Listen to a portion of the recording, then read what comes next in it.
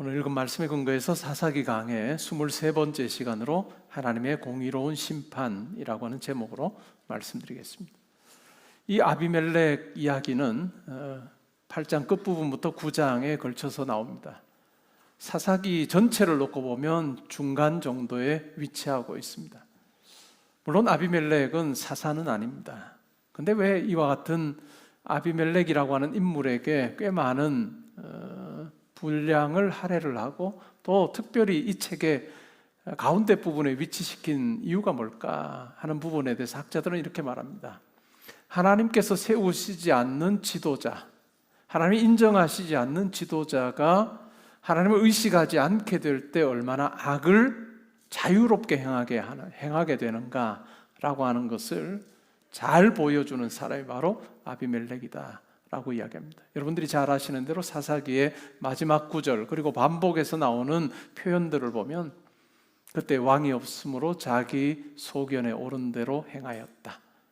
하나님, 진정한 왕이신 하나님도 없고, 물론 왕정 시대가 아니었기 때문에 왕이 없던 시대이긴 하지만 그 구절의 의미 속에는 참된 왕이신 하나님을 그들이 따르지 않게 되었을 때 사람들은 각기 자기의 소견대로 그렇게 살 수밖에 없다라고 하는 이 구절이 아주 잘 적용되는 인물이 바로 아비멜렉이라 할 수 있고, 또 오늘 본문에 등장하는 아비멜렉의 아류격인 가알이라고 할 수 있습니다. 오늘 본문에서 우리가 만나는 그 중요 인물 두 사람을 놓고 보면 가알도 악한 사람이고 아비멜렉도 악한 사람입니다. 우리가 가알 편에 설 수도 없고 아비멜렉 편에도 설 수 없는 그런 모습을 봅니다. 그런데 하나님께서 신기한 것은 이 악한 자를 들어서 또 악한 자를 심판하시는 하나님입니다. 여기서는 아비멜렉을 들어 사용하셔서 가알과 그를 따르는 자 세겜을 심판하시는 하나님의 모습이 등장하죠. 만약에 오늘 우리가 읽은 본문으로 끝이 난다면 악의 승리로 끝날 겁니다. 그러나 우리가 다음 주에 살피게 되는 사사기 9장의 마지막 부분들을 보면 승승장구하고 자기가 영원히 왕으로 통치할 것 같던 이 아비멜렉의 결말을, 마지막 모습을 보면 아주 초라합니다. 죽긴 죽는데 여인이 성 위에서 던진 이 맷돌에 맞아서 죽습니다. 참으로 초라한 모습이죠. 그래서 내가 이런 모습으로 죽는다는 것 자기도 인정할 수 없는 그러한 모습으로 생을 마감하는 그러한 아비멜렉. 그래서 궁극적으로는 뭘까요? 하나님께서 악에 대해서 심판하신다. 그래서 우리가 악의 편에 서는 것이 아니라 하나님 편에 서는 것이 얼마나 중요한가라고 하는 메시지를 우리에게 던져주고 있습니다. 우리 삶에서도 이와 같은 선택은 이야기에서 만나는 것이 아니라 우리 삶에서도 겪게 됩니다. 우리가 살면서 내가 처해 있는 그 상황, 위치에서 경험하게 되는 관행이나 또 어찌 보면 내가 이렇게도 할 수 있고 저렇게도 할 수 있는 그 여지를 발휘할 수 있는 이것이 정당하지 못한 그와 같은 것일 때 내가 과연 어떤 선택을 하는 것이 중요한가라고 하는 그 기로에 서는 경우가 많습니다. 사람들은 이렇게 말합니다. 다수가 다 이렇게 하는데 당신도 당연히 그렇게 하는 것이 당신 유익도 될 것이고 또한 삶도 편할 거다라고 그렇게 이야기합니다. 그런데 성경은 우리에게 묻습니다. 과연 그 길을 쫓아가는 것이 옳으냐라고 묻고, 우리 양심이 예수 그리스도를 통해서 죽었던 양심이 깨어나고 영이 살아났습니다. 하나님이 계시다는 거 우리가 아는 존재로 살기 때문에 그러한 선택 앞에 설 때마다 양심이 우리에게 경종을 울립니다. 그 선택이 잘못되었음에 대해서 끊임없이 우리에게 이야기를 해줄 때 양심을 무시하고 악의 편에 서는 것이 아니라 양심의 소리를 들으며 말씀 앞에 서서 말씀이 원하는 대로 선택하며 사는 삶이 중요하다라고 하는 이야기를 오늘 본문이 우리에게 영적인 교훈으로 남겨주고 있습니다. 오늘 본문을 짧게 요약하면 이렇습니다. 기드온의 아들들을 다 죽이고 나서 아비멜렉이 왕이 되었습니다. 그 모습을 보았던 기드온의 막내 아들, 형들이 죽을 때 피하여 살아남았던 요담이 나무 우화를 가지고 이야기를 합니다. 그래서 마침내 이 아비멜렉이 왕으로 세워진 것, 그것은 바로 가시나무가 나무들의 왕이 된 것과 똑같다라고 하는 이야기를 합니다. 그리고 하나님이 세우신 자가 아니기 때문에 이 가시나무에게서 실제로 불이 나와서 나무를 다 태울 것이고, 또한 나무에게서도 불이 나와서 가시나무를 태우는 이와 같은 서로 파멸의 길을 갖게 될 거다라고 하는 우화의 내용을 전달했습니다.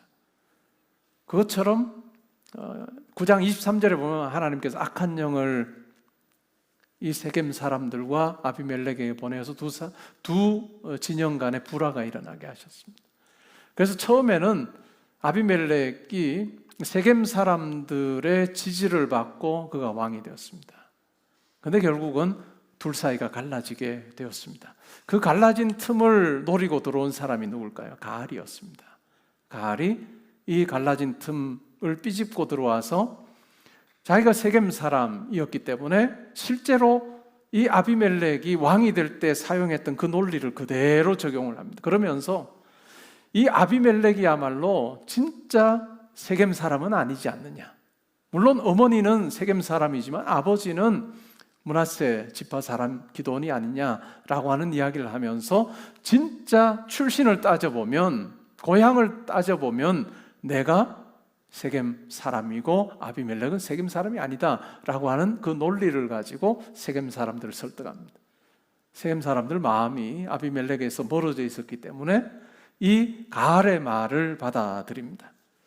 27절에 보면 한 구절에 이렇게 동사가 많이 등장할까 놀랄 정도로 많이 등장합니다.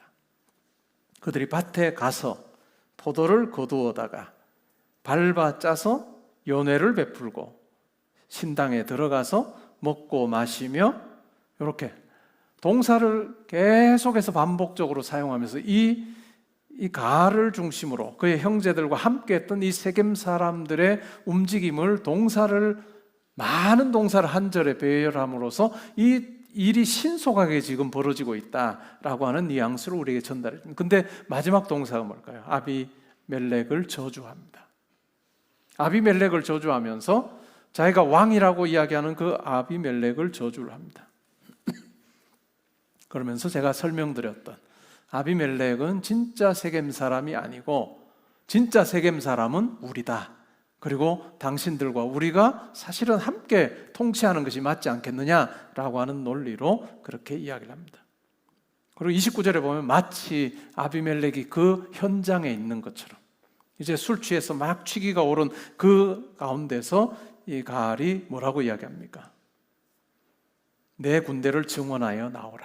그러면 내가 당연히 맞서서 너와 너의 군대를 진멸해 버리겠다. 이렇게 이야기를 하면 호언장담하는 가알의 모습을 우리가 발견하게 됩니다.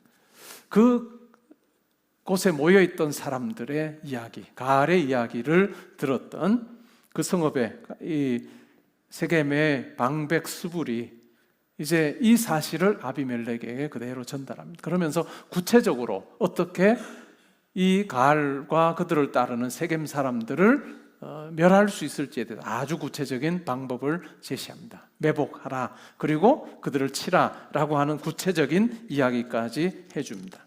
이튿날이 되었습니다. 이튿날이 되어서 성문에 섰을 때 이 아비멜렉을 따르는 자들이 산에서부터 나오고 밭에서부터 나오는 그와 같은 모습을 보고 두려워하는 가알의 모습을 우리가 확인하게 됩니다. 두려워하는 그를 보면서 수불이 뭐라고 이야기합니까?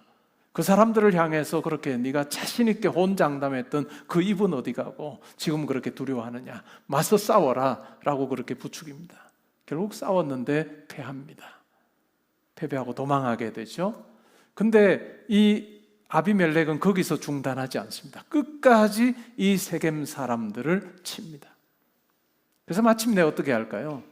이 성읍을 사람들을 멸하고 이 성을 헐고 소금을 뿌립니다. 소금을 뿌린다는 의미가 뭘까요?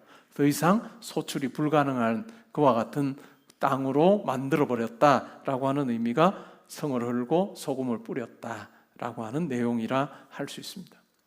오늘 이 본문 속에서 악으로 악을 심판하시는 하나님의 모습을 발견합니다. 그리고 마침내 하나님께서는 이 악의 자멸성을 사용하셔서 하나님의 공의가 세워지게 하시는 그 같은 방식으로 일하신다라고 하는 것입니다. 이것은 책에서, 성경에서 만나는 이야기가 아니라 우리 삶에서 우리가 피부로 겪게 되는 이야기입니다. 때로는 우리가 어떤 말에 편승할 수도 있습니다. 우리와 그들로 나누는 그 같은 편가르기에 편승할 때도 있습니다. 아비멜렉도 썼던 전술이고 또한 가을도 썼던 전술인데 이것이 오늘날도 통용되고 있습니다. 말에 편승하여서 우리와 그들을 나눔으로 내가 우리 편에 섰을 때 누리게 되는 그와 같은 그 유익을 누리게끔 하는 그와 같은 유혹이 우리 가운데 있습니다. 그리고 오늘 본문을 보면 얼마나 빨리 이 결정들이 진행이 되는지요. 그리고 이 악을 진압하는 그 과정도 얼마나 속도 있게, 속도감 있게 전개가 되는지 모릅니다. 그리고 우리의 삶에서도 보면 작은 이익에 편승하라고 하는 그 요구 앞에 우리가 직면할 때도 있습니다. 평판이나 자랑이나 자리나 어떤 경제적인 어떤 이익을 얻을 수 있는 그 일에 편승하라라고 하는 그와 같은 상황, 현실을 우리가 부닥치게 되고 그때 양심은 우리에게 이야기합니다. 그렇게 하지 말아야 할 것에 대해서 양심이 우리에게 이야기할 때 때로는 우리가 그 양심의 소리를 음소거해버리는 그러한 모습들도 우리 가운데 있을 수 있습니다. 때로는 우리가 중립이라고 하는 것에 편승할 수도 있습니다. 나는 갈등을 싫어하니 이쪽도 아니고 저쪽도 아니요 라고 이야기하면서 자기도 모르게 악에 대해서 어찌 보면 수동적으로 동조하는 그 어떤 스탠스를 취할 수도 있습니다. 그리고 연고에 편승할 수도 있습니다. 우리 사람이라고 하는 그 연고로 인해서 한없이 너그러워지는 그러한 우리 연고에 편승하는 그 같은 일들도 우리 가운데 있을 수 있습니다. 한국의 역사를, 우리나라의 역사를 놓고 보면 정치권에서 특별히 선거 때 이와 같은 그들과 우리 연고라고 하는 이와 같은 것을 수단 삼아서 표를 얻으려고 했던 많은 시도들을 우리가 발견할 수 있습니다. 지금 2030 세대는 그 앞선 세대보다는 훨씬 더 연고라고 하는 것이 휘둘리지 않는 그러한 모습을 보게 됩니다. 우리 삶의 자리에서 이렇게 많은 사람들이 걸어가는 그 길, 나도 그 길 따라가면 뭐 그렇게 큰 피해 입지 않을 거야 라고 하는 그와 같은 목소리를 들으면서 과연 내가 그렇게 하는 것이 옳은가 라고 하는 생각을 하게 됩니다. 그러면서 오늘 이 본문을 통해서 우리가 확인하게 되는 것은 하나님이 이스라엘을 다스리신다, 하나님이 왕으로 다스리신다 라고 하는 그 생각이 사라지게 될 때, 하나님 대신 내가 다스린다 라고 하는 그 생각이 자리 잡게 될 때 악이 나아가는 그 부분을 보면 어찌 보면 경계가 없을 정도로 이 악은 정말 확장성 자체가 얼마나 크게 그렇게 느껴지게끔 움직이는지 모릅니다. 그리고 하나님께서 다스리신다라고 하는 이 생각이 사라지게 될 때 결국은 누구라도 왕이 될 수 있다 하는 생각이 사람들 가운데 자리 잡게, 그 대표적인 인물이 바로 가알이라고 우리가 생각을 해볼 수 있습니다. 이스라엘의 역사, 남유다와 북쪽 이스라엘의 이 역사를 놓고 보면 이것이 아주 뚜렷한 대조를 보여줍니다. 남쪽 유다 왕국의 경우에는 아무나 왕이 되지를 못합니다. 아무나 왕이 되지 못했던 이유가 뭐냐면 사무엘하 7장 13절 14절에 보면 하나님께서 나단 선지자를 통해서 다윗에게 하신 말씀이 있습니다. 너의 왕위가 너의 후손들을 통해서 영구히 이어질 거다라고 하는, 우리가 흔히 하는 말로 나단의 신탁이라고 하는 이 내용이 바로 다윗의 왕위에 대한 이야기였고, 다윗의 후손을 통해서 하나님께서 다스리실 거다라고 하는 내용이 분명하게 선포되었습니다. 그래서 이 남쪽 유다 왕국의 경우에는 아무나 왕이 되지를 못합니다. 왜냐하면 그 나단의 신탁 때문에 하나님께서 세우시는 사람이 왕이 된다, 다윗의 후손이 왕이 된다라고 하는 그 생각이 너무나도 분명했기 때문에 어느 누구도 쿠데타를 일으키려고 하지 않았습니다. 그런데 북쪽 이스라엘의 경우는 어떨까요? 훨씬 더 컸습니다, 왕국이. 근데 북쪽 이스라엘의 왕의 계승을 놓고 보면 수많은 쿠데타들이 일어났습니다. 수많은 쿠데타들이 일어났던 그 내면에는 뭐가 있을까요? 누구라도 왕이 될 수. 우리는 나단의 신탁과는 상관없는 그와 같은 왕국이고 누구라도 왕이 될 수 있다라고 하는 그 마음이 있었기 때문에 쿠데타를 통해서 왕좌를 차지하는 사람들이 많이 있었다라고 하는. 우리 삶에도 마찬가지일 것입니다. 하나님께서 내 삶을 다스리신다. 하나님께서 내 인생의 왕좌에 계신다라고 생각하면 우리는 하나님의 뜻이 뭘까? 하나님께서 원하시는 것이 뭘까? 라고 하는 걸 놓고 우리는 고민하게 됩니다. 근데 내 인생 내가 꾸려가는 거다라고 생각하면 어떨까요? 하나님께서 내 인생의 왕좌에 계시지 않고 내가 내 인생의 왕좌에 앉아서 내가 꾸려가고 주도권을 내가 가지고 있다라고 생각할 때는 이 한계가 사라지게 됩니다. 악을 행하는 악편에 서는데도 주저함도 별로 없을 것이고, 그리고 그 일을 행함에 있어서도 별로 이렇게 경계가 선명하지 않아서 마음껏 나아갈 수 있는 그 같은 일이 가능하다라고 하는 것입니다. 여러분의 삶을 한번 잘 살펴보십시오. 과연 여러분은 하나님께서 내 삶의 주인으로 계셔서 내 삶을 다스리고 계신다. 하나님께서 내가 생각할 수 없는 부분까지 다 하시는 전능하신 하나님께서, 또 나는 눈앞에 보이는 정말 작은 영역, 그리고 또 내 눈으로 내가 예측할 수 있는 그 짧은 미래에 대해서만 생각을 하며 판단하고 결정하지만, 하나님께서는 영원하셔서 내 인생의 첫 울음부터 마지막 호흡까지 다 하시는 영원하신 하나님께서, 내 삶을 한 번에 보시는 그분께서 지금 내 삶에 내가 고민하고 힘들어하는 부분에 대해서 분명한 계획을 가지시고 가장 선한 길로 인도하실 거다라고 하는 그 확신 가운데 하나님을 의지하며 나아가고 있는지 한번 여러분 스스로를 잘 점검해 보시면 좋을 것 같습니다. 그리고 말씀이 우리에게 주는 대로, 또한 우리의 영에게 성령 하나님께서 말씀하시는 대로 내가 주인 되어 악의 편에 내가 어떤 이익에 편승하는 자가 아니라 하나님의 공의와 사랑이라고 하는 것 앞에 내가 그 사랑의 끈에 매여서, 공의의 끈에 매여서 내가 하나님의 뜻조차 사는 자로 내가 살기를 원합니다 라고 하는 그 마음의 고백이 우리 가운데 있으면 좋을 것 같습니다. 결국 우리에게 하나님께서 원하시는 게 뭘까요? 우리 각자에게 하나님께서 맡기신 자리가 있습니다.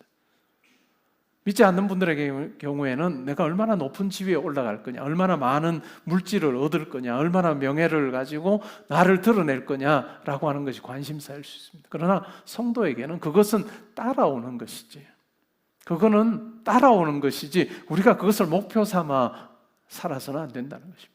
하나님께서 내게 맡기신 이 자리, 하나님께서 원하시는 대로 사랑과 공의로 내가 하나님 말씀에 성실하게 잘 감당하겠습니다 라고 하는 그것이 우리의 어찌 보면 삶을 대하는 자세가 되어야 할 것입니다. 그리고 하나님께서 나를 세우신 목적대로 이 자리가, 내가 하는 일이 하나님의 통치가 이루어지는 곳이 되기를 원합니다. 이 땅에서 하나님의 통치가 있는 천국이 이루어지는 그와 같은 곳이 되기를 원합니다 하는 그 마음으로 하나님께서 내게 맡겨주신 그 자리를 감당하는 게 중요합니다. 그렇게 우리가 감당할 때 하나님께 때로는 물질도 더하여 주시고 지위도 더하여 주시고 명예도 더하여 주시는 것이지, 이 우선순위가 바뀌는 일이 일어나서는 안 될 것입니다. 그리고 우리가 맡은 그 일, 하나님께서 내게 맡겨주신 그 자리 잘 감당하여서 누군가가 내 뒤를 이어서 그 일을 하게 될 때는 우리가 하나님의 통치를 보여준 그 수준 위에서 또 하나님의 뜻에 순종하여 더 아름다운 그와 같은 공간으로 또 그 자리로 만들어가는, 그것이 바로 우리 사명이 아닐까 하는 생각을 해봅니다.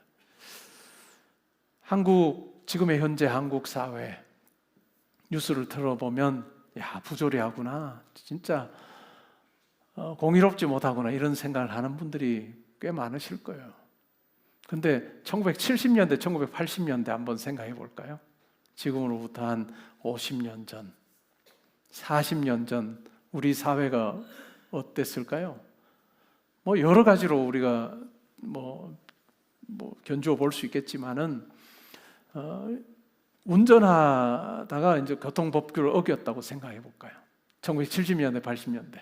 오늘날처럼 운전하는 분들이 많지는 않았어요. 자동차 대수도 많지 않을 텐데, 그때 운전하다가 교통법규를 어겼다고 칩시다. 그러면 이제 주로 그때는 오토바이 탄 경찰이 차를 옆으로 이렇게 대라고 했죠. 길가를 이렇게 길가에 대고 뭐라고 하죠? 그러면 보통은 이제 유리창 내리라 하고 창문 내리라고 하고 운전면허증 보여달라고 하잖아요. 1970년대, 80년대 운전면허증 보여달라고 하면 운전면허증만 주지 않고 뭐도 줬어요?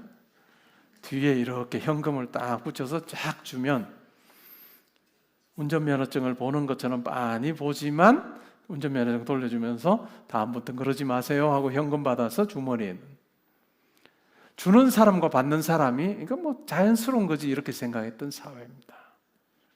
관공서에 어떤 일을 처리하려고 할 때 서류를 내밀면서도 어떻게 하죠? 현금을 이렇게 해서 내밀면 그냥 서류는 받고 현금은 또 다르게 처리하는, 이것이 굉장히 자연스러운 사회였습니다.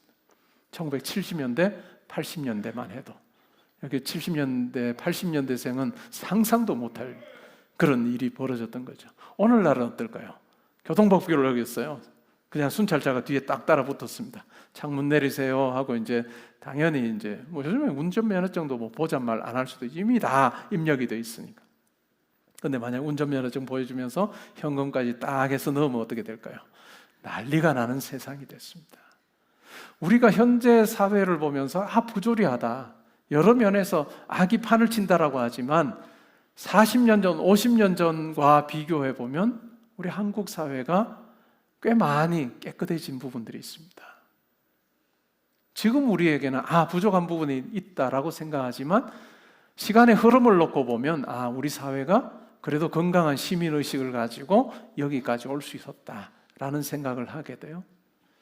서구의 역사를 공부한 학자들의 경우에는 그런 이야기를 합니다. 서구 역사를 이렇게 살펴보면서 이 정도의 선진국에 이 정도의 어떤 시민의식을 가지게 된 데는 기독교의 영향이 굉장히 컸다라는 이야기를 하고, 이 부분에 대해서는 기독교 신앙을 가진 학자이든지 가지지 않은 학자든지 대체로 동의를 합니다. 말씀이 이야기하는 그 원리가 서구 사회에 야만처럼 그렇게 행동하는 사람들을 그렇게 다듬어서 예수 사랑, 그리스도 사랑, 그리고 이웃 사랑을 가지고 자기의 삶에 실천하는 그런 사회가 가능하게 했다라는 이야기입니다. 물론 서구 사회도 오늘날 부조리한 모습들이 많습니다. 우리가 사는 사회도 마찬가지일 것입니다.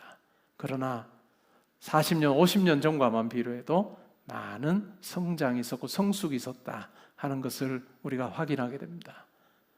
여러 요인들이 있었겠지만 매주 강단에서 선포되는 그 말씀, 그리고 여러분들이 읽는 그 개인적인 시간에 읽는 큐티 시간에 읽는 그 말씀 읽기를 통해서 하나님께서 자기 백성에게 원하시는 게 무엇인가를 우리는 확인하는 그 시간들을 가졌기에 하나님께서 내게 주신 이 자리, 하나님께서 받으시기에 합당한 거룩한 산제사와 같은 자리가 되기를 원합니다 라는 마음으로 몸부림치고 스트럭을 했던 많은 성도들이 있어서 여기까지 올 수 있었다라는 생각을 합니다. 우리에게 맡겨주신 사명은 뭘까요? 하나님께서 내게 맡기신 자리, 이것은 그냥 돈벌이 하는 자리가 아니고 내 이름 드러내는 자리가 아니고 하나님께서 내게 맡겨주신 이 자리, 하나님의 뜻이, 말씀의 정신이 잘 행사되는 곳이 되게 하라 라고 하는 것이 바로 하나님의 뜻일 것입니다. 그리고 그 자리에서 우리가 감당해야 되는 몫일 것입니다. 그렇게 우리가 잘 섬김으로 또한 헌신함으로 이제 30년, 40년이 되었을 때는 더 좋은 사회를 우리 후손들에게 물려주는 사명, 그것이 바로 우리 사명일 것입니다. 우리 각자가 맡은 일들이 있습니다. 아직도 현역이신 분들은 여러분들이 하는 그 일에 최선을 다해서 말씀을 좇아서 여러분 살아보시고 또한 결단하고 행동해 보시기 바랍니다. 그리고 여러분이 그 직에서 물러났을 때 누군가가 그 직책을 맡아서 하게 될 때 우리가 여러분들이 만들어 놓은 그 스탠다드가 있어서 여러분들 뒤를 이어서 그 역할을 맡게 되는 분들은 악의 부분에 있어서 더 많은 고민을 하는 것이 아니라 여러분들이 시작할 때보다 훨씬 더 적은 고민을 하며 그들로 하여금 일하게 하는, 그것이 바로 저와 여러분의 사명일 것입니다. 우리가 엉망으로 하면 어떻게 될까요?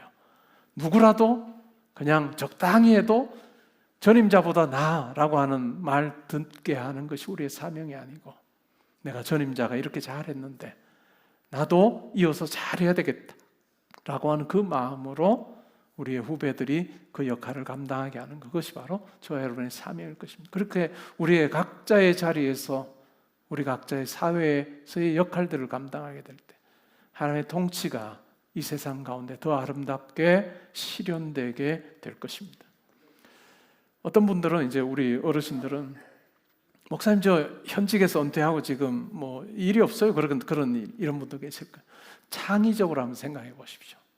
내가 어떻게 하면 하나님의 크심을, 하나님의 넉넉하심을, 예수 그리스도의 그 정신을 내가 실천할 수 있을까? 한번 창의적으로 고민해 보시면, 찾아보시면, 한 가지 예는 이런 거 아닐까요?